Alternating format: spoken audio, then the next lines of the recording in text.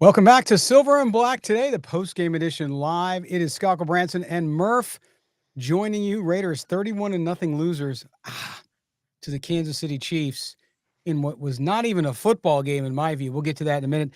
Thanks for joining us. We are an Odyssey Sports original podcast. Do us a favor, if you don't already subscribe to the podcast, do so wherever you get your audio. Also, if you're watching us on video, hit the subscribe there, the thumbs up, and don't forget as well to hit that bell so you know every time we go live. We are back. We are here talking about the Raiders' loss to the Chiefs and perhaps going into this bye week, the opportunity for you fans maybe to find something else to do on Sunday because this team is absolutely brutal. It's not going anywhere. We're going to talk about that. To do that, as always, joining me is my buddy Murf from Raiders Fan Radio. You can follow him on X @_Murf, M-U-R-F. And also follow Raiders Fan Radio. You can follow me at LV Gully. Murf, boy, from the beginning of this game, you just got the feeling nobody wanted to be there on the Raiders sideline, and nobody wanted to stop the Chiefs from running their offense, and nobody wanted to run the Raiders offense. Geno Smith, again, looked disinterested. He looked checked out, and the offense did nothing yet. Again, we'll get into the futility in a minute as far as the numbers go. But unload on me, man. Give me your voice of the fan after watching this, especially as they play the Kansas City Chiefs at Arrowhead today. I thought it was going to be different, Scott. I thought finally we were going to get to a year where things were going to be different, and I swore off having hope in this football team. Last year, during that 10-game losing streak, I'm like, all right, that's it. Like, I'm not buying in. I'm not hyping the Raiders, in our little corner of the world until we actually see something on the field. We actually see results. And sure enough, man, I got hooked again. I bought into everything that they were telling us in the offseason. I bought into the draft. I bought into all of it. I bought into Geno. And yet here we are with another miserable freaking, it's just like clockwork every year. By week 7, we're out of it. And so now we're already looking to next year. I'm already watching quarterbacks like Ty flinging around in college and hoping that the Raiders could possibly draft a quarterback in the higher part of the first round this year. And it's just such an unfortunate thing. This team hasn't looked very good since week 1. We beat the Titans last week, but that's clearly an afterthought. And we're just totally embarrassed. Once again, just completely embarrassed on national TV. And I don't know when it's going to finally be enough. I don't know whether that's everybody wants to point the finger at Mark Davis now. I mean, that's an easy target. But like, at what point is it just you just get tired of getting punked? You get tired of seeing a freaking, a goal line play with your former quarterback in there to run a complete trick play, and it would have worked if it weren't for a holding call or a false start, whatever that was on the Chiefs. But like, it's just raging embarrassment for this football team. And so for us to maintain our fandoms through this, Scott, I mean, let alone as a journalist like you guys are, I have to talk about it. But for us to maintain our passion and care and love for the team, I don't love the Raiders right now. And I haven't loved them, frankly, for a hot minute. And that's a lot. Right. Yeah. And Murf, I'll tell you, that's the thing. It's watching it from my perspective. It's painful. So for fans out there, of course, as you're talking and as you're speaking, I can't imagine that feeling because it's just watching it from my perspective and trying to be objective and watching it and covering it. It's brutal. I mean, I don't even want to watch. Tell my wife called me during the game here at my studio, and I'm like, she's like, what's going on with the game? I'm like, same old, same old. It's just terrible, just watching it. But you look at this game too, and you're right. Look, Mark Davis does. I mean, he's the owner. It's the one consistent theme through all of this, through all the coaching changes, through all the GM changes, through all the issues. So it's hard not to do that. You can't fire an owner, right? So Raider fans, you're going to have to deal with that. There's no forcing him out. There's no any of that stuff that's going to happen. It is what it is. But you look at the situation you saw today, and I have to be honest with you. I'm never going to say, unless I'm absolutely certain and it's completely visible to everybody on the earth, that somebody quit. I don't think these guys quit today, but I do look at them and I say to myself, you were ill-prepared. You had no fire. This is going in to play the Chiefs, right? Pete Carroll knows that rivalry. He knows what it is. He's been around the AFC a long time. He's been around the NFL.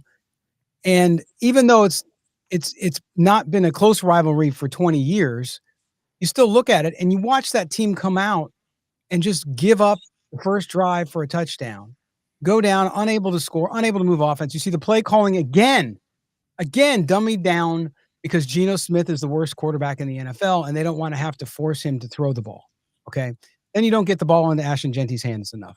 All the same issues we saw 4 weeks ago, you're seeing week in, week out. Nothing, and I repeat, nothing is getting better, Murph. And just to point out the numbers, and I put these out, and I posted these right before the end of the game. The Raiders, the last 3 road games, have been outscored 112-30. The last 2 games, 72-6. Okay. You look at that. They had 93 total yards in this game. Total yards. 93. This is an absolute train wreck. There's no other way to put it. What is the answer? I know everybody out there wants to fire everybody. I get it. I understand. That's clearly not going to be the answer that they give. But whatever they're doing in every aspect of the game and every aspect of the locker room, right? Now I'm interested to see what happens after this game going into the bye week when guys have time to think. There's clearly a dysfunctional disconnect throughout this organization from the talent they put on the field, the way they constructed the roster. Yes, John Spytek's getting called out right now by me. Pete Carroll, the way he's coaching this. Chip Kelly, the way he's running the offense. Everything that you can think of is in question because nothing has gotten better. We've not seen any progress, my friend. Yeah, we say it on the show a lot, unfortunately now, but regression is the number one indictment of bad coaching. I mean, that's Yes. the proof is right there. When the team gets worse, the proof is right there. And when we look at like this team, even going back to last year, look, that 10-game losing streak, it was rough. Antonio Pierce, game management and whatnot was rough, but the team didn't look like they do now. Like I'll take AP's Raiders over freaking Pete Carroll's Raiders any day of the week because at least they were fiery, as you mentioned. At least they didn't lay down. And I don't ever want to put quitting on players either. I'm with you on that because these guys are playing for their livelihoods, and you put that kind of stuff on tape, then that's going to affect your ability to to stay with the Raiders. Number 2, to get a job with another team. So I don't think that players quote quit, but just the uninspired performance, the lack of preparation is just mind-boggling. And then the rigidity. And this is the thing that really blows me away about this Raiders team is that all offseason, all the adults are in the room and we got guys that are making sound decisions and all this kind of. I never thought we'd get the biggest ego play we've maybe ever seen, not named Josh McDaniels, out of Carroll. Never would have expected that would be the case. And here you've got this guy, you've got Geno Smith out there, unable to move the ball. And it took you all the way to the freaking fourth quarter, late in the fourth quarter to put in Kenny Pickett, like to try something different. The rigidity to not get Ashton Genty going. The longer this season goes on, the more and more confused I am becoming by the 2025 Raiders draft class. What the hell were they drafting for? You drafted Ashton Genty at number 6, and he doesn't get his second carry until you're down 14 in the second quarter. That's ridiculous. You got Jack Besh barely sees the ball. All he's out there is doing is missing blocks from best I can tell. You got third-round guys that are just inactive or not getting in the game. Like, what was the point of the draft? And so to have this rigidity where you're not willing to invest in a youth movement, you're just continuing to do what you've always done, and you continue to get what you've always got, and it's getting worse. This was our arch rival, as you mentioned. And I know the Chiefs are world beaters right now, and they have been for a hot minute, but this is still the Raiders at Chiefs. And you went out there and laid out one of the most embarrassing performances we've seen out of this team since maybe that 3-0 loss in Minnesota. Like, this was awful. Yes. Awful. And I'll tell you, the last time an NFL team only had 3 first downs in a game was the Raiders in 2008 against the Falcons when they lost 24-0. So history repeats itself, unfortunately, if you're a member of Raider Nation. That's just brutal. But I'm with you. I've been harping on it a few weeks, Murph, about why did you now after this loss, and as bad a loss as it was, because believe me, and I know every member of Raider Nation can call out games for the last 25, 30 years and call it one of the worst. But this is one of the worst that I've ever covered in 8 years of doing this show. I've not seen a game where they were never seemingly mentally in the game. Now, I've seen him get beat a lot, obviously, and get beat bad. But like this was very, very strange. To your point, I still don't think Antonio Pierce is a good head coach, nor will he be.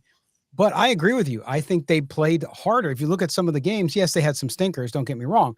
But you didn't get this lack of effort, which is really troublesome because that tells me, even though it hasn't leaked out, that the locker room is not doing well right now. I'm making that assumption on my own. I got nobody telling me that. But there's telltale signs, right, Murph? Yeah, how can it not be? I mean, because it's one thing to lose. You know, if you're losing, no one likes to lose one-score games. No one likes to lose on a blocked field goal like against the Bears and whatnot. But when you get absolutely blown out and embarrassed on national television against probably the most high-profile team in the league, how do you not start to lose it? Scott, they were drinking vodka on the sidelines. And that's not hyperbole. That's not me looking for something that didn't exist. We had Mark Sanchez with the Jets in an embarrassing loss, eating hot dogs on the sideline during the middle of quarterbacking against the then Oakland Raiders. So you mentioned about embarrassing losses. The Chiefs are passing around taking freaking nips of vodka on the sideline.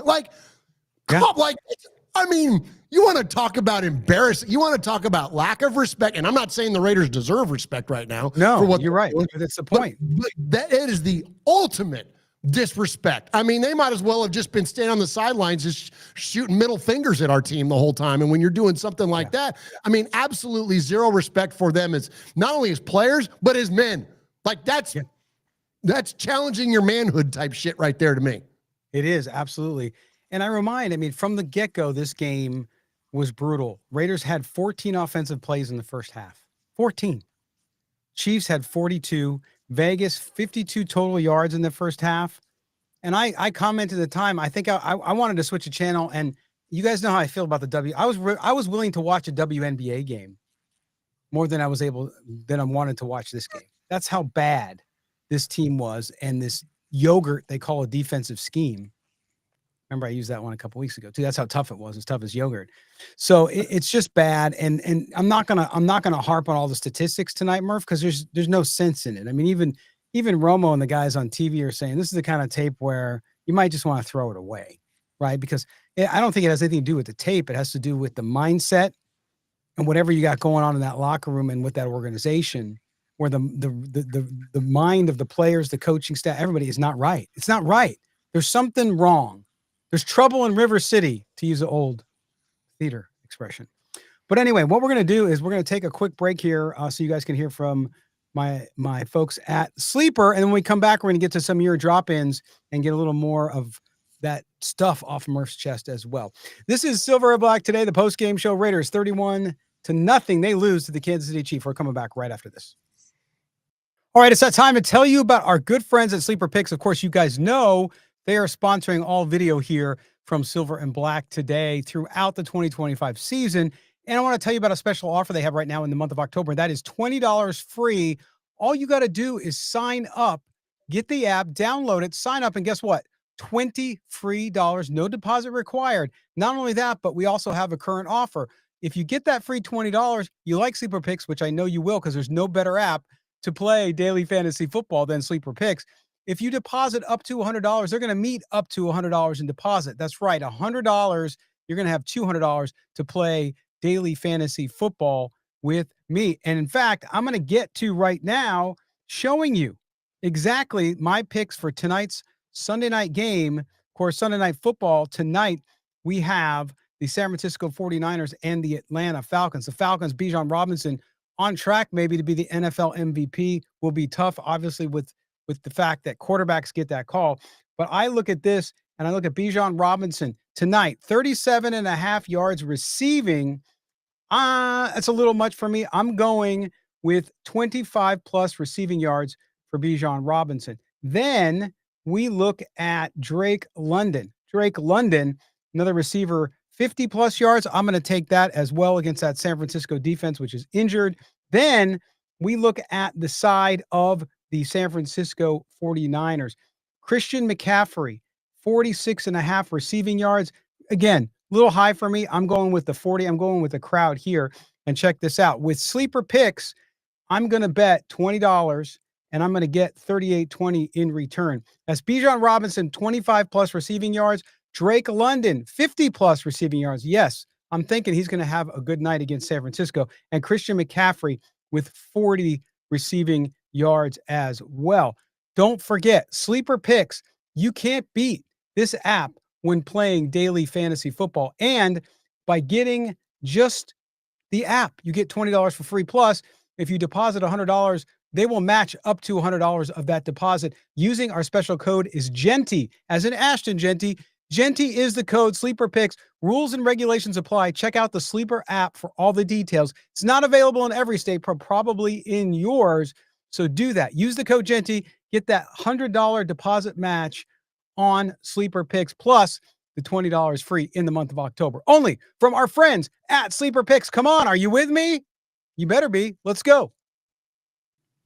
All right, Scott and Murf back with you here on Silver and Black today, the post-game edition live after the Raiders downed by the Chiefs 31-0 in one of the ugliest games that I have ever seen the Raiders play. So we're doing that. Murf from Raiders Fan Radio is with us. Follow him on X @_Murf. I am at LV Gully. The show is SNB today. Okay, Murf, to me, this is the point. Going into the bye week, I think there will be some changes in this organization. What they are, they're not going to be as extensive as people want. Does Geno Smith get benched for the next start? I don't think so. I just don't. Talk about rigidity you talked about earlier, Murf. But you look forward from this. Now is the time that all of these draft picks, to your point about the 2025 draft class, all these draft picks need to be active and they need to play. Forget the veterans, the guys you sign for one-year contracts. You got to get every young player you have out there from now on and let them develop. Because right now, nobody's working. Jackson Powers Johnson's the only guy who gets punished. He gets taken out of the game. He had a couple bad plays, no question about it, had the bad penalty. They take him out, but they leave everyone else in. I don't understand what Pete Carroll's decision-making process, what he's following, if he's following any at all. He's just winging it as it goes. But you agree with me on that? It's time to get all those young guys out there and see what you got. Yeah, I thought it was time for a youth movement even this week, but I get it. You're going on the road to Kansas City. You know, you're going to want to put your veterans out there and the guys that you think are going to give you the best opportunity to win. But from this point going forward, it would be an absolute egregious oversight to not just, whether it's benching Geno and starting Kenny Pickett. I'm even seeing people, of course, with the Aiden O'Connell thing is just will never give that a rest.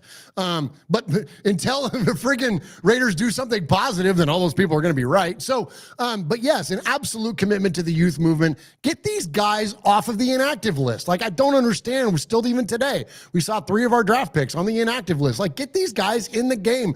Get them some experience. I mean, clearly this season is lost. And if you're not willing to identify that and to own that, then again, your ego is getting the better of you. So put the young guys in, give this team an opportunity to compete and get better. You hear me? Pete, compete. Yeah, give us opportunity to compete in a game. Like all this compete shit you talk about all the time, practice and all this other stuff. How about we get competitive in a football game? What a shocker. How about we practice at practice, not practice in a football game? Like, come on, like these are not deep concepts here. Like this is just like football team building 101 type stuff. And so I'm with you, Scott. And then going past this season, should Pete retain? And I don't know in what world. I mean, I don't know what world that would make sense to keep the guy on board still. I don't get it. Allow him to quote retire and get away, and save a little bit of face. But that idea of that he's not going to be, his job wouldn't be at risk this offseason. But even if he did come back, gosh, I hope that they're committed to a youth movement for next year. That involves trading Jacoby Myers, involves trading Max Crosby, whatever the case is, the team has to 100% commit to being young and those young players going forward. I agree. All right, we're going to do some viewer drop-ins now. I was going to say callers, but they're not callers. A lot of them do call into the show, but they're doing it via video. The link is pinned in YouTube right now. If you want to join us, you can jump in there. We're going to do some. I am not going to stay on for 3 hours. I'll put it that way because I could, because people are not happy. But we're going to get as many of you guys on as we can. First, we're going to start with our good buddy out in Chicago. That's my man, Tarek. All right, Tarek, good to see you, brother. Lay it on me, man. How you guys doing? Nice to talk with you guys. Murf, let me start by saying that if I had a clown mask or a brown paper bag, I would probably have shown up wearing it right before getting on video. But I've been a fan for 45 years, you guys, and I just don't know where to start. I share a lot of what you're saying, Murph. There's rock bottom, and then there's the Raiders right now. I mean, it's absolutely ridiculous. I don't know what kind of performance that was. First of all, that the Raiders, and I can't call them the Chiefs, I call them the Chefs. It's no longer a rivalry. They completely dominate us, but we have the worst defensive backfield in the NFL. Genti had 4 carries for 19 yards. I was like, is that a typo? At the half, Gina Smith had 6 carries, 6 of 8, 31 yards at the half. We weren't running the football. There were no adjustments being made. I mean, the roster is completely void of talent. And yes, Spytek is to blame, but I will say that you can't expect him realistically to get everything done in one offseason. I mean, he's going to need to get another couple more drafts and maybe do better in free agency next year. I believe we were number 3 in cap money heading into the season, so he could have done a little bit more in free agency, particularly with the offensive line. I'm going to make a bold statement and say it's time to trade Max Crosby. I mean, I think while his value is still high, youth movement, rebuild, I mean, he's not really himself out there anymore anyways. Move on from Max Crosby, get as much draft capital as you can from him. I've already thrown in the towel on Geno Smith. I think he's one and done. He needs to be. We just gave him a $75 million extension before he even played a single snap. Way to go. And I'm also officially done with Pete Carroll. And obviously he's a legendary coach, but he's showing his kind of his old goat kind of, he's stubborn. He's become a stubborn old goat. The body language of the team, they've already thrown in the towel. And I will say for the first time ever that this is actually not on Mark Davis. He referred to the Korn Ferry firm. They brought in some big names. I mean, obviously Chip Kelly, John Spytek was well groomed to be a GM. And then obviously Pete Carroll's resume speaks for itself. But I think the team's thrown in the towel on Pete Carroll. I don't know what the beef is with JPJ. I think that's ridiculous. But again, is this a cursed franchise? We have not been relevant now since 2003.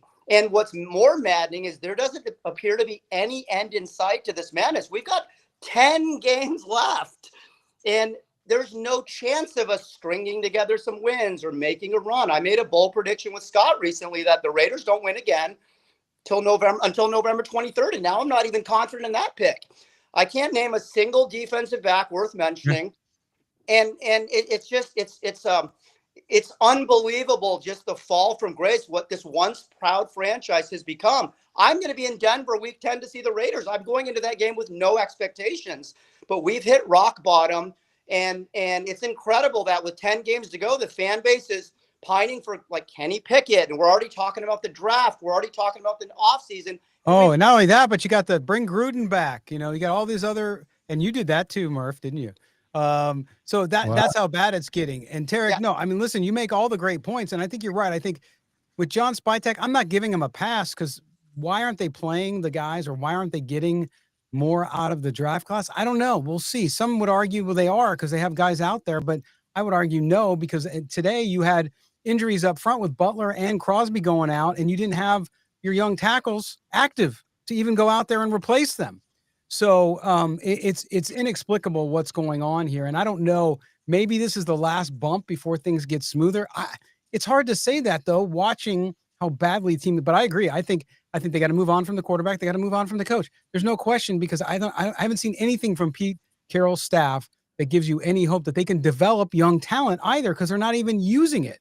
So absolutely. But hang in there, man. Thank you for joining us. And I'm sure we'll hear from you this week. Okay, bye-bye. Okay, brother. Take care. Take care. All right. There is our good buddy Tarek out in Chicago. Well, hey, Murph, he said all the right stuff there, man. It's hard to argue with anything he had to say. Yeah, I definitely agree. I'm glad to see him on here. That was cool. I hear his calls all the time on your show. Oh, yeah. All right. Now we're going out to my man down in Orange County. That is Misha. Misha, what's going on, man? What's up, guys? How you doing? Good to see you, brother. What you got for us? Tell us how you're feeling. This might have been the first time that the sadness and the frustration turned to just hysterical laughter. Because I mentioned before, in the beginning of the season, I was a little apprehensive about, going with Kenny Pickett. Yeah. And here we are in this game, and I'm like, okay, you know what? I think I'm there. I think I'm ready. And then the first snap, he fumbles the ball, and I just was hysterically laughing. Hysterically. And I never thought I'd be in this position before, but here we are. And yeah, I mean, look, the the bottom line for me is like until we get that young quarterback in the draft and pair him up with a good head coach, a good young head coach, this is just it's like rinse and repeat. I'm gonna be Nostradamus here and I'm gonna tell you what's gonna happen. Pete Okay. Carroll is gonna finish the year out. He's gonna stay there. We're gonna It'll probably last, I'm gonna say 6 games into next season. He's gonna get fired. Chip Kelly's gonna be the interim head coach, and he might win a couple games. It's just that same rinse and repeat process every single year. And if you look around the league, look at all the teams that, are starting to do better, like Drake May and Vrabel, and even Dylan Gabriel and the Browns are doing stuff now. I was You going to say know? the Browns, who are the closest organization to the Raiders as far as the last Yes. 30 years of futility goes, because they're the worst two Mm-hmm. teams winning percentage wise. I mean, look, they only had one win going into today, but they won their second game. They blew out Miami, which is a total train wreck. But you're right. I think, but it goes back to what you're saying, Misha, which is organizationally, right? You've had just this mess of things, and it's hard to say that things are getting better when you don't see them transpire on the field. And yeah, with the coaching, they tried to get Ben Johnson, who took the call with Brady, but he had never had any intention of going there. And Murph, you've been around a long time with this one. Getting the right coach and getting that all squared away with the organization is a big part of the problem you've seen here, I think. Yeah. Oh, Scott, I don't know if you can hear me or not. Sorry, I'm having some. I can hear you. He's having some internet issues down there, but that's okay. But So, yeah, so that's just the common theme. It's like, with all this like journeyman quarterback, right. older, folks the game is changing, the game's evolving, and we're not evolving with it. Yep. And it just seems like insanity to do the same thing over and over and expect different results. Yeah, and you have to go back to what Murph said earlier, which is or I said earlier, the one constant is ownership. You can't overcome whether you want to give Mark Davis credit for certain things and not for others. That's up to you. But the reality is it hasn't been good. It hasn't been good since even before Al passed. In his last few years, obviously with health issues and things like that, they weren't good either. So that's difficult. But listen, Misha, man, I appreciate you joining us and dropping in, and we'll talk to you, I'm sure, this week. Yeah, thanks a lot, guys. Have a good one. All right, there's Misha in Orange County. So thanks for being that. We're working on getting Murph back. He's having some storms down where he's at and having some issues with getting people on. All right, we're going out now to Bubba. Bubba, what's going on, man? What do you got for me? What's going on, Scott? How you doing? Good, brother. How you feeling? Oh man, I don't know. I'm lost for words, Scott. To be very honest with you, I I have seen better teams in the past compete with the Chiefs in recent years than what I Mm, saw today. AP, even with McDaniel's, you at least saw competitiveness, putting up points on the board, getting stops. Today, it was just terrible. Whole game terrible. This whole season's been terrible. Like it's just at this point, like I tell people, I'm just numb. Like I'm just watching the game. It's hard to cheer. It's hard to have any emotion yeah, when the team is just not competitive, not moving the ball, not getting stops, no turnovers. It's just super hard to watch, to enjoy. And I watch the show every week, and I hear fans, they want change. I want change, but it's just a matter of like what specific change is going to be made. You know what I yeah. mean? Oh yeah, And like and you said, it starts at the top. It starts with Mark. It starts with yeah, ownership, and right. it just we're all waiting for our chance to be good again, and who knows when that's going to come. To be honest with you. And that's the thing is you don't know. And I've said it numerous times on this show. Every time I've met Mark Davis and interviewed him, all those types of things, he's never been anything but a great guy. So this is not a personal thing, but if you look at that, maybe the answer is it never changes. I mean, I hate to say that because I Yeah. don't want to give fans a lack of any hope. But the track record would not have you believe any other way. And to your point, you tune into the game, you just want to see. I said it all along, as Murph and I talked about last week. Progress. If you saw them lose to the Chiefs, okay, that sucks. But at least you saw progress. Maybe the offense did a little better. Maybe they scored some more points. Maybe the defense built on what it did last week against Tennessee, and you saw another spirited effort. The defense came out looking flat. They looked like they want to be there. And the offense was as crappy as it's always been, right, Bubba? So I get it, and I think that that's the problem. It's like, yes, call for change, but that's all the Raiders have had for 30 years is change, and none of it's Yep. worked. So then what's the right answer? And the right answer might be, I don't know, nothing. If the continued direction of the franchise from the owner results in these decisions that don't work, I don't know what else to say. It's hard. It's really hard when you see a fan go through that. But man, thanks for dropping in. We certainly appreciate it. Keep listening and call us in too, and we'll see you next time. Appreciate you. Thank you, guys. There's Bubba. Appreciate Bubba coming on and dropping in. Murph is back. He got some sun through the clouds. He's up in the space station, so if we get too much cloud cover, he can't jump in. All right, now we're going out way across the world to Australia for Rossi. Rossi, I can't wait to hear this. Mate, that was an absolute shit show. And I set my alarm. I tweeted this out to you guys. I set my alarm for 3:30 a.m. Oh. And I do that so that I can get a cup of coffee. I'm going to do it from now on just so I can start day drinking a lot earlier, because it's the only thing that I can do when I watch this team now. It's Monday morning, it's 7:30, and my whole week is ruined already. I mean, at least you guys get to sleep on that. I just get to go through Monday going, what the hell was that? There's nothing there. Pete Carroll's supposed to be this big man motivator. Nobody looked like they even wanted to be out there. No. You know, even Max Crosby, you know, finally his back's given away because he's been carrying the team for so long.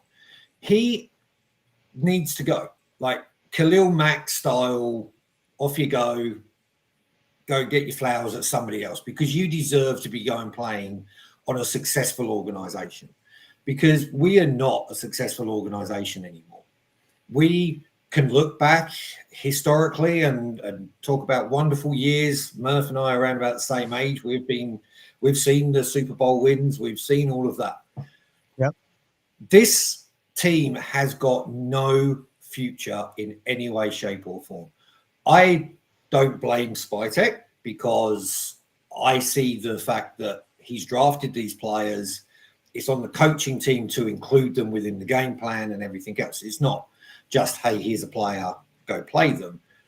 But what's the point in signing arguably the generational talent in GT if, as Murph said at the start of this, if his second carry isn't inside the second quarter, 14-0 down, like, what are you trying to do? and Yeah. It starts. But that's the issue with the coaching. Murph, you agree with Rossi there that this team really there's no saving it, so to speak? No, I think the season's toast. I mean, I hate to be that guy, because it's, you know, I was really I had a little bit of an epiphany, Scott, watching this game today. It's like, and I was talking to my wife, and I was telling her, I'm like, it's so frustrating being a Raider fan, because I'm inherently a positive individual. Like, right. I look at things and look for the bright in things, look for the good in things, in all aspects of life, except my football team. Like, I can't look at them positively anymore. Now I'm watching what's unfolding on the screen. I'm like, how do you feel good? Like, what is it that gives us anything to cling on to as fans? There's not individual performances. There's not any, like, schematically anything that we can latch on to. Certainly the team as itself is. I mean, it's just like, what is it that we can now latch on to besides the past? And guys like Rossi and I, who have been doing this for a lifetime, you know, I'm 52 years old, getting ready to be 53 years old. I've been rooting for the Raiders since I knew they were a thing. The only thing that I can still cling on to is Oakland, is the past, you know, some years in Los Angeles, but that's it. Like, man, we only got so many rotations on this thing, and we're running out of them as fans, for us older fans. Like, and so I'm with you on that. Like, there's nothing there. Like, so without that, without having anything to cling on to, yeah, as a fan, you're like, okay, this is it. It's over. The end. Yeah, it's tough. Rossi, listen, it's Monday. Happy Monday. I know you got work to do, so don't do too much day drinking. We want you to keep doing your job well. Murph, we've still got the best uniforms because I'm watching Red Zone right now, and it looks like the Chargers just throwing up on their The yellow highlighters. Thing. That is just disgusting. Ugh. So, hey, it's fire everybody. Let's just start. Rossi, my man, as always, a pleasure. Thanks for joining us. Have a good week. We'll talk to you soon. See you guys. See you, Rossi. Right. There's Rossi from Australia. Okay, I want to get a couple more in here before we got to roll. How you doing, Murph? I just want to do a well check on you real quick. I'm doing okay, Scott, but my mind's all over the place. I'm ready for Gruden to come back. Like, I mean, you know, and listen, I know people are obviously, you know, we don't want him to be the GM of this football team, but I told you, and you brought up a little bit ago, I had heard from a source, even though I'm not a source guy, actually had a guy at a high profile Raider event tell me that don't be surprised if John Gruden coaches the Raiders again. This was before the Pete Carroll hire, but when you see stuff like this today, like Rossi said, like, blow it all up. And so who is Mark Davis going to trust to come in there and do that? Now, I don't know how the dynamic would work between Gruden and Tom Brady, so it still feels like a little tabloidy to go down that path, but in all honesty, though, Scott, and I'll just say this real quick, and then we'll skip to the next one. Yeah. In all honesty, it's time to draft a high-profile quarterback, one of these guys coming out of college. We're going to clearly be in a position to do it, whether we got to move a little bit or not, but go all Brandon Beane and sell the farm to get your Josh Allen. Bring us in a young offensive-minded head coach. There are plenty of them. There are Clay Kubiaks. There are Wes Phillips. There are guys like that in the NFL, currently offensive coordinators that are interested in becoming head coaches. Bring them in, somebody like that, pair them up, and then that will give us something to hope for. That will give us something to root for. Because just like I mentioned on this show last week, when we drafted Derek Carr at the top of the second round, we had a 3-win season. And then we had a 7-win season. And then we had a 12-win season in 2016. Like, it goes so fast when you get it right.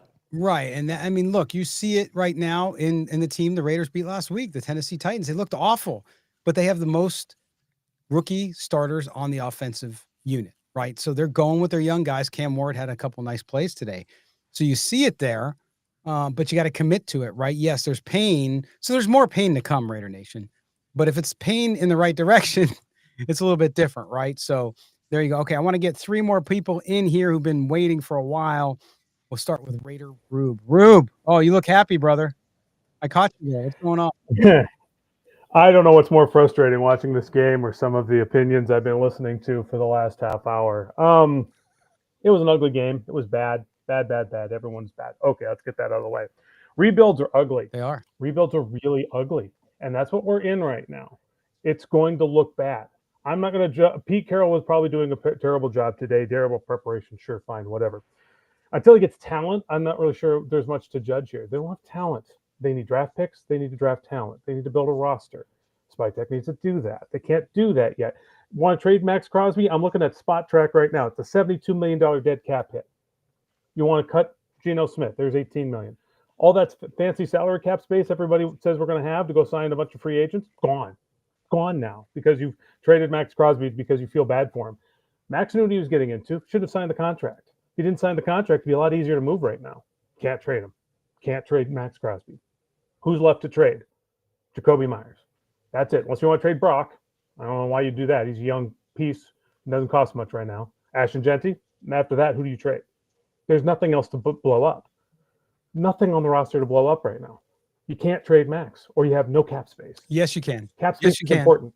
Yeah, you can. You can't. Not $72 million cap hit. $72 million cap hit. The team that takes him on can defer. I can take that. So there's ways to structure that. That's the one thing I'll say about salary cap. And I don't disagree with you, Rube. I don't disagree with your point about rebuilds because you're absolutely right. You're 100% right. It's painful. That's why I was saying there's still more pain to come because of that. I think the issue here, and Murph, I want you to jump in too because Rube had some great points there. which is this was not sold, even though most of us saw it that way. It was not sold as a rebuild. So I think a lot of fans were maybe thinking that it was going to be a little bit different. I looked at the roster and said, look, there's not much there. We expected Geno Smith to be better. We expected some of the coaching to be better. I don't think even a rebuilding team going out there should not look ill-prepared. I think there's a coaching issue. I do, because when you regress, and by the way, Rube, the young players they did draft this year, they don't even activate them. So I think there's an issue there. Sixth round picks. Sixth round, two third-round offensive linemen, right? Who Charles Grant was considered a project player from the get-go. Every draft then expert, why are we everyone was saying, project player. Now, hold on. Now, then why would we For the future. Everything's about the future. It's not about this year. Look at the actions. It's game on you guys for looking at it and listening to their words. You should look at their actions. They didn't spend any money in free agency. They traded back to get a bunch of draft picks. It was all about their actions. It's all about building a roster, not about what they say. No coach is going to come out and say, yeah, we're going to suck this year so we can get a bunch of draft picks and all that. That's not what's going to happen. You're drafting a bunch of players. You're not spending on free agency. Why? Because you're not competing this year. There's no sense in spending a crap load of money when you don't have a franchise quarterback. No point in that. So you wait until you get the franchise quarterback. And Rube, trading down, absolutely, because you needed more picks. But who did they take in the second round? I mean, you could have Jack Bash, right? Who's going, if Jacoby Myers gets traded at the deadline, is going to start, but he's not going to start because he's again a project player that's going to play there as soon as Myers is. But why would you draft so you're rebuilding and you need to rebuild starting in the trenches, right?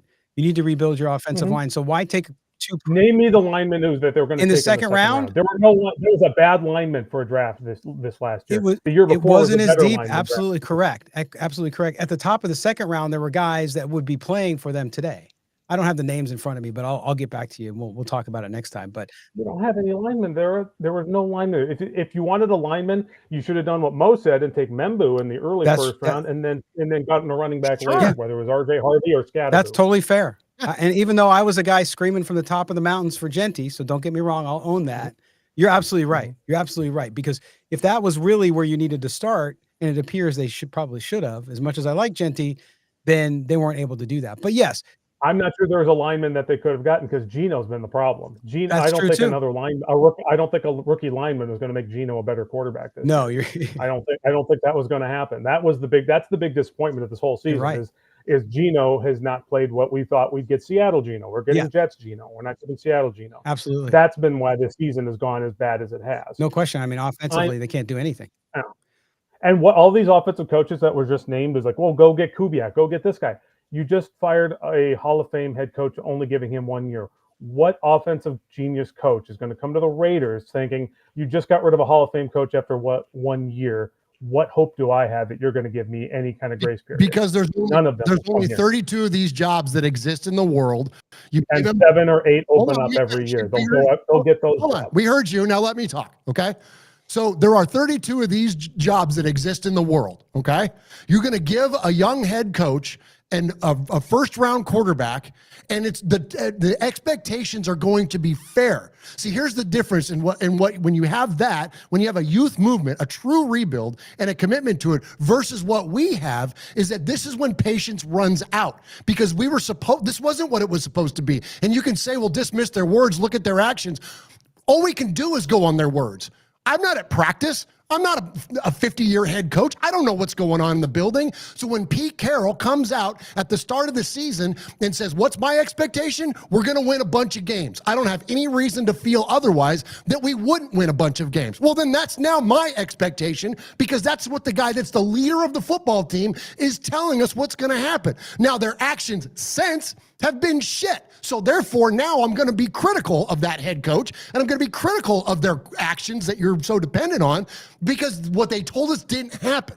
So I'm not sure what the logic there is because if you're going to rebuild, then you don't have to come out and say, oh, we're going to suck. But you can come out and say, we've got a young group out there. We're going to develop these guys. We're going to put the best product we can on the field, whatever. These guys are savvy enough to deliver a polished message. Well, that's not what happened. So, and why would you commit to a 74-year-old head coach and a 35-year-old quarterback in said rebuild? It doesn't make any sense. And this is the thing that's so confusing about the 2025 Raiders is that the things that they do and then the things that they follow them up with and their comments around it, none of it jives.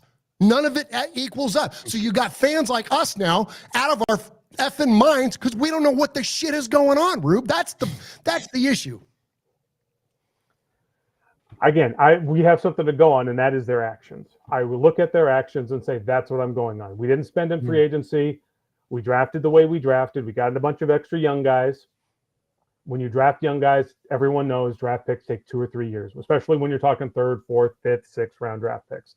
Yeah, your first round guy needs to be really good, especially when he's a top 10 pick. And I think Ashton Genty's been pretty good under the circumstances, which has been a bad O-line and a bad quarterback. I just think you just have to have patience. I know we've been 20 years, whatever, a bad play, but we can't put that on Spytek. He wasn't been there for the last 20 years. He's got to do the best he can over the next few years. And I just don't think firing coaches every year is going to get that done. I don't think John Gruden is the answer either. He's got already, they're talking about him in Tennessee.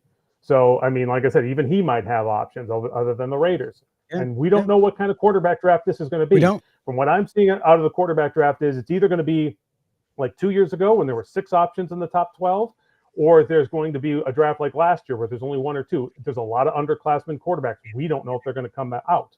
They might look at the first few teams and say, Jets, Browns, maybe even the Raiders, they don't want to come here. They're going to go another year. They got NIL money to lean on. They might stick out another year and wait for another team to draft the next year. We don't know what quarterback. And just because he's a first-round quarterback doesn't guarantee, I don't think he's going to play. And I don't think Tom Brady wants him to play in year 1 anyway. So, what young offensive mind is going to want to do that? You got a young quarterback that you have to rely on your rookie quarterback in year 1 to win 10 games, or Mark Davis is going to fire you the next year. That's what these young offensive minds are going to say. No, those are, because that's what we've been doing. Yeah. And Rube, I mean, you bring up great points, man. Again, you don't agree with some of what I was saying or Murf was saying and vice versa, but we appreciate that, man. That's a good challenge coming on with a good point of view. Appreciate it as always. We'll see you next. We had to beg Ben Johnson to come here. Ben Johnson didn't want to come. And we had Tom Brady beg him. And so that's what I'm saying. Yeah. We have to keep begging coaches to come here. And what they're trying to do is build a team where coaches are going to knock down our door. And we got to do that with a roster. All right. And we don't have that roster yet. All right. There's Raider Rube. Rube, thanks, brother. We'll see you next time. Thank you, buddy. Take care. There you go. There's Raider Rube. We like all points of view, even when we don't agree with them all. But Rube's educated. He knows. He's got a point of view, and we certainly appreciate it. All right. Kevin's coming up now. Kevin, what's up, man? Hey, what's going on, guys? Hey, look at it. I got Quinshawn Junkins gave me 54 points on my fantasy team. He's pretty good, right? Oh, that's pretty cool. By the way, Murf, I just want to give you a big hug, a virtual hug right now, man. What you do every week, man, I praise you guys for being able to talk about Raiders and not throw shit at your screen. So I appreciate that. You know, I work Sunday mornings, but when we have the early game on for the Raiders, which is 10 a.m. here in Pacific time, I miss the hour of the game. And we're not allowed to look at our phones and stuff. So I get off work and it's already an hour in. And the first notification I get on my phone is a text from my buddy Clint. Clint is the founder of the Atlanta Raider Booster Club, where I spent 12 years in for a while. And great guy. And the text goes, "Each play I watch the Raiders, I grow more upset with all the stupidity of Carroll, Spytek, and Brady. Thinking of this debacle of QB, O-line, OC. We literally have the worst starting QB in the NFL." And I look at that was the first thing I see. And I look at the phone. I'm like, 14-0. And I reply saying, "Yeah, I feel like Pete Carroll will play his way out of his Hall of Fame jacket the media says he's guaranteed to get if he doesn't continue to coach the Raiders the way he does." Scott, this is what's going on today for me right now. And I'm going to be perfectly honest with you. And I hope, Murf, you don't feel like, you question my Raider fandom here. I didn't watch the game. I just didn't watch it. I just looked onto social media. I was following you, Scott. I was looking at Murf, even Rossi. I love following Rossi. I can't wait to go to Australia in March and just commiserate with him and just, and go over that. But, everything that you guys are talking about is all the frustration that we have, and there's no hope for this season. Doesn't feel like there's another hope for next season. And it just seems like the Raiders are famous at breaking and misusing wonderful draft picks that we just don't get to see develop the way that we want. Yeah. And that's my biggest issue is the fact of how you're using what you have. Right. But the offensive line, the quarterback don't give this offense much of a chance to do anything. No. So to me, they probably have a game plan where I'm sure they're going to use Genty 20, 25 carries like they did last week and it gets blown up because you can't move the offense. You can't do anything. And you can't expect Genty to do all the lifting. You got to have a quarterback. And I said it during the game. I look at Geno Smith, besides the physical attributes, still throwing in the triple coverage, but there's no level of confidence that I see. I mean, yes, I know we're watching on TV. It's hard, right? You're not there. You're not talking to the guy every day, but I don't see any level of confidence. I don't see any swagger. I don't see any leadership ability coming out. And I've seen it before from him, but I don't see it now. So I just don't see how that works out. But I think that's a one and done year. I actually agree with Rube, even though I don't think it's the best thing per se. I get the fact that if you fire Pete Carroll after 1 year, it's going to hurt the organization in some ways.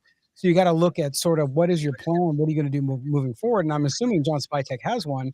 But for fans, it's incredibly frustrating knowing that you're at week 7 and it's over. And so what are you supposed to do the rest of the season? Give fans something to be excited about. Play the young guys if you have them, if they're able to play, and see what you got. But if you don't have a quarterback that's able to move the ball, if you don't have an offense that can keep your defense off the field for a little bit, you're just not going to get much. Yeah, I can't even watch the pressers anymore for our coaches. I just to me, it's just mouth vomit every time I see them talk. I just don't see what's going on. I feel like it's time for the young people. You guys have said it. We need to see what we have in them. I just don't feel like either they're getting developed well enough to even get out there in the first place, or they're just holding on to something that I don't know and I can't explain myself. It's very frustrating, guys. It really is. Absolutely. Yeah. All right, Well, man. I'm just going to put on my new hat here. So Oh. there we go. All right. I'll see you guys later. Thank you. All right, brother. Take care of yourself, Kevin. There's Kevin. The bags are out, Murph. That's when you know things are bad. Oh, last time I wore a bag on this show was Josh McDaniels. Oh boy. Yeah. That's how bad we're down. Jeez. Might we see a bag on Wednesday then? Oh, watch Raiders Fan Radio on Wednesday live, 7 p.m. Eastern, 4 p.m. Pacific. Right? That's a teaser of what we call in the business. All right, got one more drop in. Raider Chapin, he's been waiting a long time. We'll get to him. Hey. What's up, man? Welcome to the show. What do you got for us? Thank you for having me, guys. I'm just a little worried here because, well, look, I'll admit that I don't know as much football as everyone in the Raider organization, you guys, so I just want someone to explain to me because I'm really worried. Been watching this YouTuber called Top Frog, and he does these great videos that goes through the history of all the teams. And I started to notice the pattern that, okay, all the successful teams have this one thing in common, that they have people that know how to evaluate talent and develop it. That it's like it all boils down to that. So I'm really worried that Brady, Spytek, and Carroll saw an 18-33 team and said, yeah, I can work. I can make them win a lot of games right now.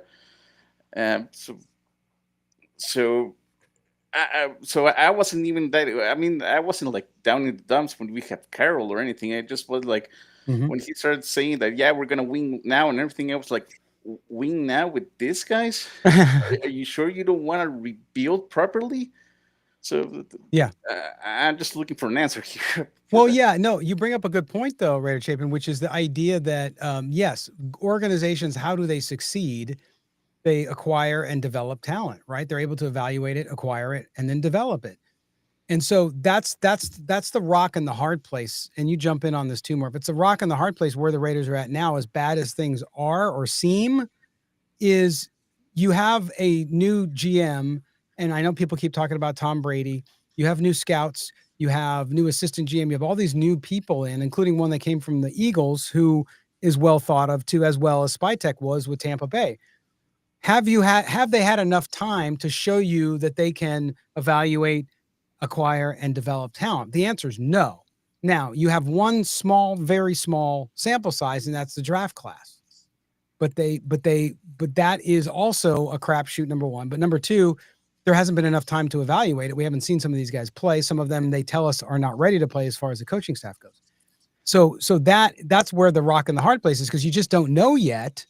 You have to hope that they are. So far, it's hard to see that, but that doesn't necessarily mean that they won't come through, Murph. Do you have any of that optimism that I still have with that group? I mean, the optimism is there. Yes. The optimism within the coaching staff to develop talent or at least evaluate talent. Not right now, not currently, because I'm currently feeling like, either their expectations were high because they were evaluating these players higher than what they actually should have been. And then also when you go to the draft, like, we talk about these developmental players that we drafted. Well, then why did we draft them in such high positions? Because because they, did a poor job in the evaluation process of those players. So that's the thing that's just getting a little confusing to me and confusing to a lot of us fans is that, no, they haven't proven out that they can do it yet. I mean, but I will always have faith in the young players until given a reason not to. But as of right now, Scott, it's completely up in the air as far as what the actual talent is on this coaching staff. Yeah. And we'll have to see what happens as they move forward, what they're able to do with some of the younger players. If we see more playing time for them the rest of the season, Raider Chapin, and then also what they're able to do when we get to the offseason with free agency and the draft, of course, man. Thanks for dropping in, brother. Do it again. All right. All right. See you, buddy. There you go. There's Raider Chapin. We appreciate him stopping in. One more, Murph. Okay. And then you can go throw something at the screen. Here we go. It's Jeff Murphy. What's up? What are you doing, man? What's up, brother? Oh man, I'm just trying to figure out the problems of our organization. If you do, man, there might be a nice lucrative career change for you. Man, I just, I make sandwiches for a living. I'm not a rocket scientist, but damn it, I can watch the screen and play a little college football myself and figure our offense, it's bad. And I think it's Chip. I think it's Chip Kelly. I've seen enough of him in college. His gimmicks work in college. He tries to stretch the field 53 1/3 long. It doesn't work in the NFL. And when you have Ashton Jeanty, who I was high on him, I wanted to draft him. Every time you've given that guy a one-on-one matchup in space, he's won. Yes. Outside of that, who can run through two guys behind the line of scrimmage every single play? It doesn't work. No. And that's why I didn't want to give up Josh Jacobs a couple of years ago, because that guy led the league year in and year out after yards after contact. Like, they didn't address the offensive line in the offseason. I think the talent evaluation was fine. I just think they thought this was going to be a rebuild. They'd go middle of the road this year. But I think with Chip Kelly's offense, they can't do anything. They're putting their defense in bad spots. They're constantly on the field. We're wasting Max Crosby's Hall of Fame career in Vegas, and I hate it for him. But I don't think they thought. I think they thought Chip Kelly's offense would work, because you saw what he did at Ohio State. But you have the biggest NIL budget in the country with the best athletes on the field, and college is different than the NFL. Like, we saw it in Chip Kelly's first stint, it didn't work. I was okay with the hires. Like, maybe he learned from his pitiful performance the first time around, but it's not. Like, how do you give 6 touches to Ashton Jeanty? He's a volume guy. Yeah. Like, and the only thing I can think of is that they're saving it for next year at this point. They know what they have. They don't want to get this guy injured. They want to protect him, and they've pretty much just said, "Okay, we're done." Because I can't explain the play calling. No, and Jeff, they only. Look, a guy who had a great game last week, and a guy close to my heart. He's right across from the river from Cincinnati. Here, went to Notre Dame. Michael Mayer had 2 targets. Like, even if you're going to that, because they've dumbed down the offense, right, to the short dink dunk passes, because Geno can't go downfield. So you do that, and you don't even go to the tight end. So to your point, the talent they do have, it doesn't seem like they're going to. They tried to go to Thornton a couple of times, a guy you talked a lot about, obviously, with your group of 5 guy stuff. People just shout out for that work that you do. But that stuff, like, it doesn't give any credence to him being a competent NFL offensive coordinator.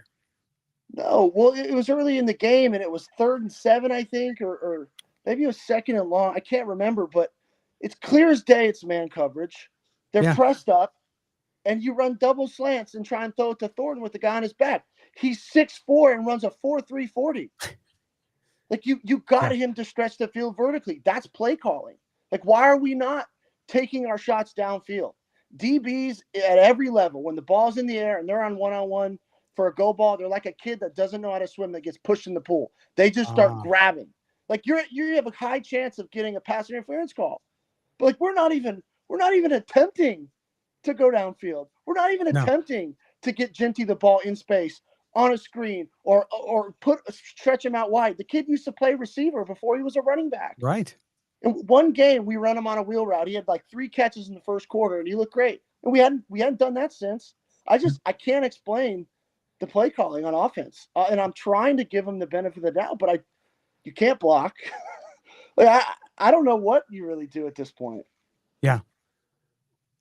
Murph, you want to add in there, bud? No, I just everything that Jeff Murphy had to say there, man. I agree with him. It was the seconded. That's all I can say. It just blows my mind that Ashton Genty doesn't get his second carry until we're down 14 in the second quarter. Like that just blows my mind. And so I'm with Murph on that idea that are they saving him? Well, then if and that's mind-boggling too. Then why did we? And this is what gets me about this damn draft. Why did we draft? And all three of us here all wanted Ashton Genty to be part of this football team and to be drafted at number 6.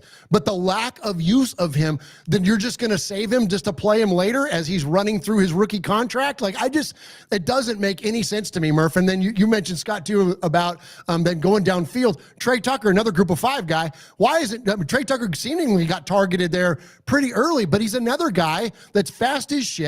That when you get him singled up and send these guys downfield, because even though he doesn't have the size of Thornton, isn't that what we all kind of had in our mind? And Jeff, you're a quarterback, you know better than I do, but like, shouldn't that be like the kind of the standard order of things? Is that you run the football, they start to press the line of scrimmage, and then you get these guys on double moves and send the freaking ball down on a 9 route. You have to. If you look at the box, right, on early downs, they're stacking the box. They're not afraid of us going deep. Whether it's because they don't have faith in Geno or they don't think that we can run on the outside, that's making it even tougher on early downs for Genty to run. But like you have to try. Like then they'll stack the box and then they try and throw a fast screen out to Tucker and he gets his block knocked off. Like those fast screens east to west, like they have their time and place after you've pressed it vertically and they're scared and they're backed off. When everybody's up, you can't do it. You're asking a rookie in Betch to block against an NFL. Like these aren't college guys, man. They're faster, they're bigger, they're stronger.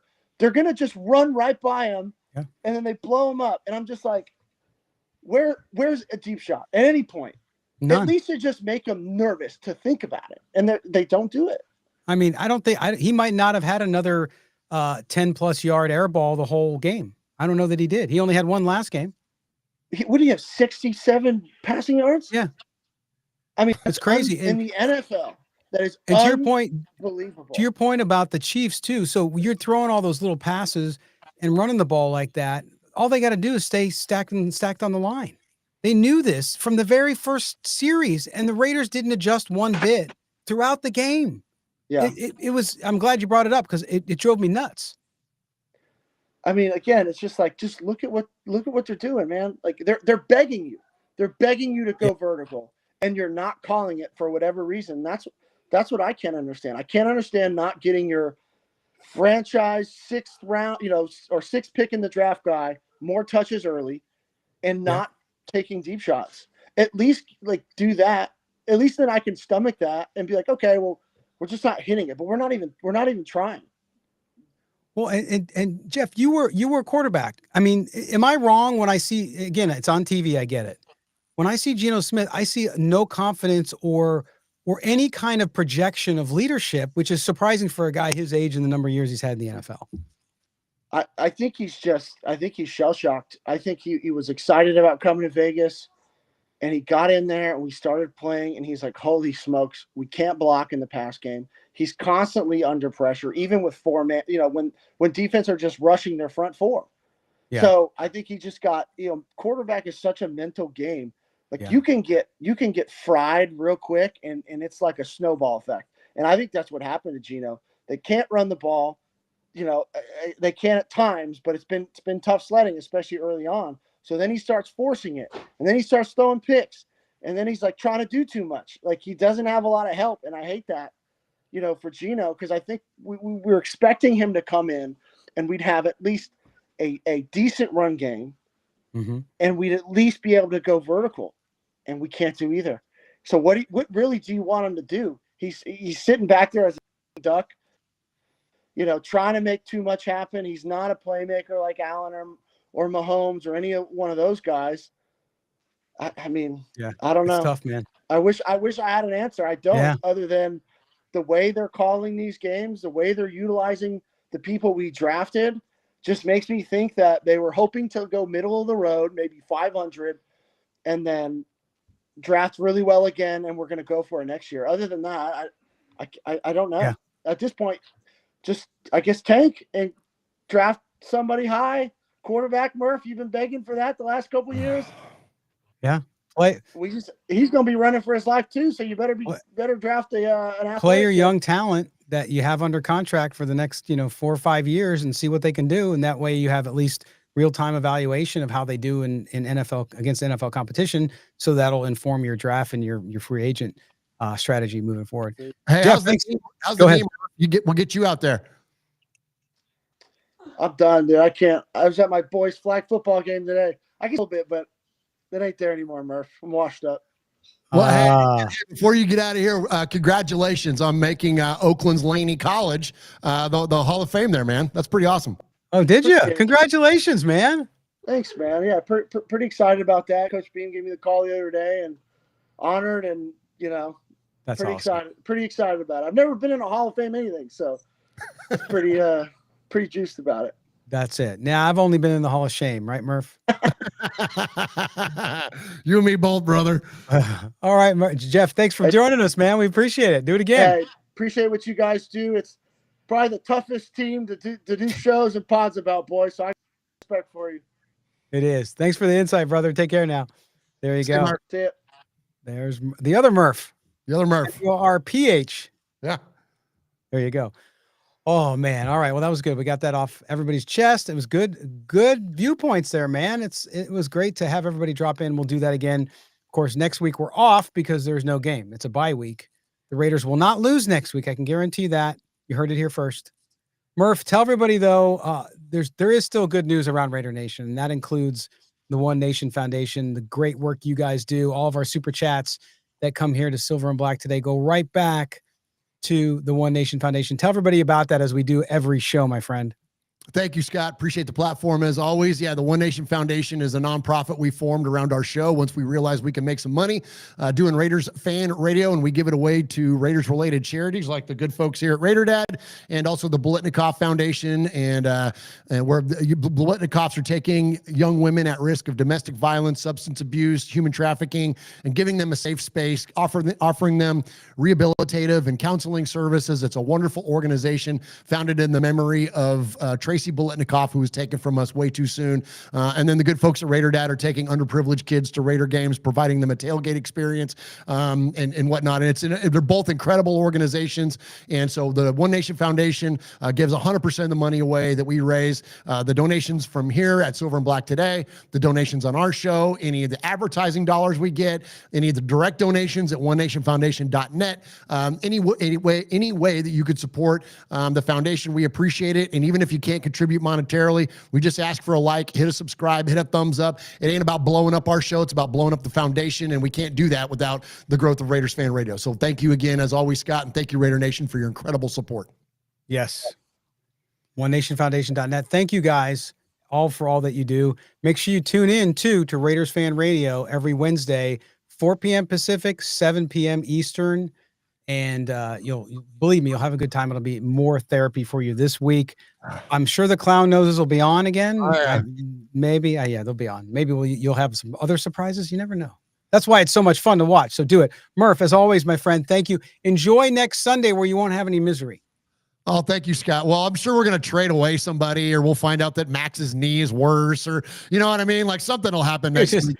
We'll end up losing in the bye week somehow. I'm almost certain of that. But yeah, other than that though, but yeah, thanks. And yeah, you all join us on Wednesday. We'll have a good time with it. We can always laugh. That's the thing what you do when things are going tough. Sometimes you just got to take a step back and turn around and laugh at it. And I guarantee you will have a good time. All right, buddy. Take care of yourself now. Thanks, Scott. Love you, man. I love you too, brother. All right, there you go. There's Murph calling in again. We appreciate it. And thanks to all of you for joining us here on the postgame show after the Raiders lose to the Chiefs 31-0.